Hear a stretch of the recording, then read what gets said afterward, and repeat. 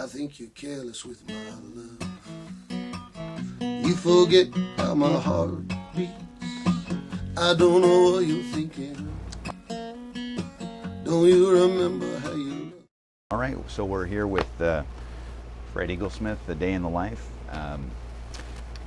What is a typical day for you when you're not on the road? Well, I live in a little Masonic lodge up in Canada, so I sort of wake up there. I live alone. I live there by myself, so I wake up and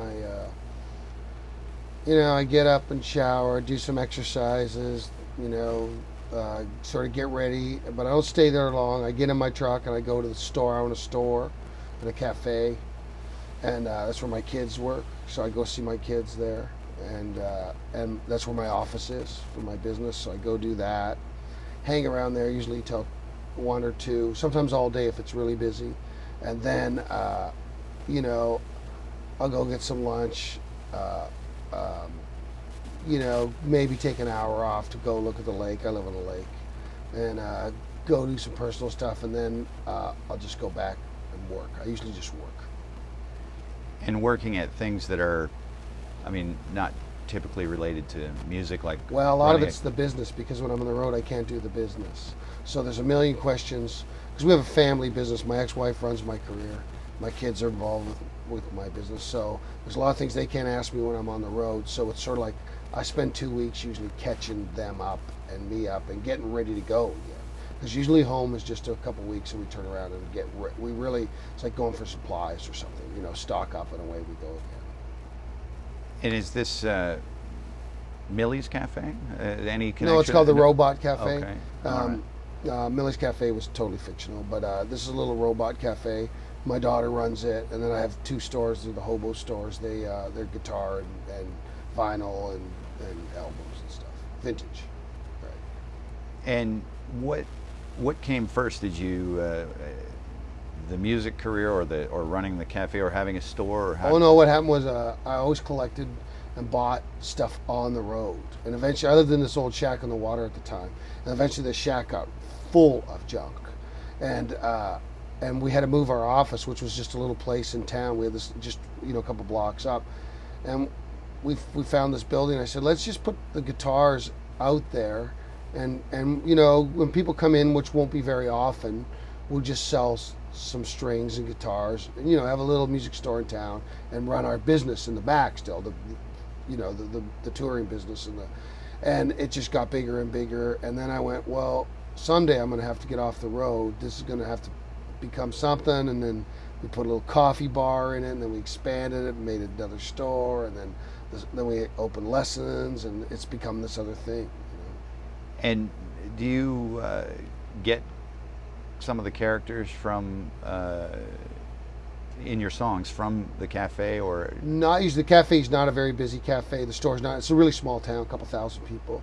It's not really very profitable, period. It's just sort of a thing that it works with my career. It's sort of a part of what I do. So it's not busy, and I don't spend time with too many people in there. I stay in the back, hide out as much as I can, but most of my characters are on the road, or drawing from I had a really, really volatile childhood, so that most of my characters come from that time.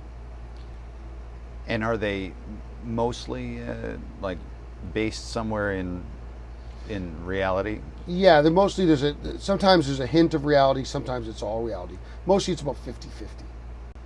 What drew you to comedy, or injecting a sense of humor either into the songs or even into your monologue in between, that kind of thing? Well, I wrote all these songs. I had this really tough childhood. We lost a farm, and then we had another farm that failed, basically, and I had 8 brothers and sisters, and we were poverty stricken, and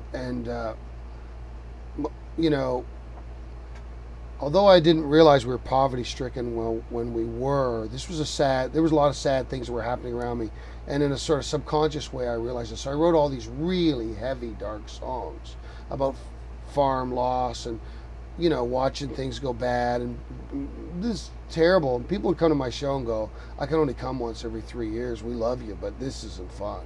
And it was sad. And people just cry and be sad. And, and there's some legitimacy to that. But it got old for me after a while, too. And so I started telling a few jokes in between, just like sort of the kind of jokes my neighbors would tell, And then I just developed it. And I had uncles who were very funny guys.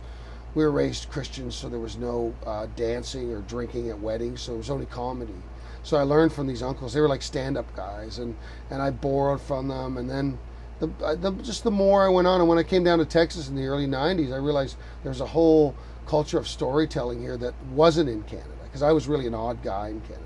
And when I come down here, I went, oh, I know exactly how to put this in. And that's when it sort of gelled. Are you more popular in Texas, do you think, than in, say, Ontario? Probably not anymore, but Texas was very good to me in the beginning. I left Canada because it wasn't working for me. They weren't being good to me at all.